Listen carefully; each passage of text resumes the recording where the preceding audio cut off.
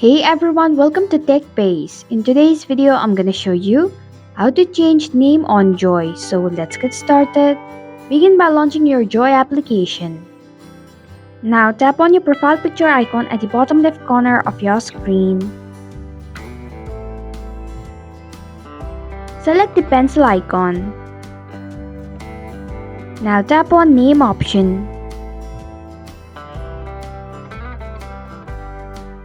Delete your displayed name and then enter your new name. Once you are done, tap on the done button.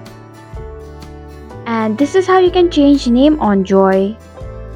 Thanks for watching TechBase. If you like this video, hit the like button and drop a comment with any questions or feedback.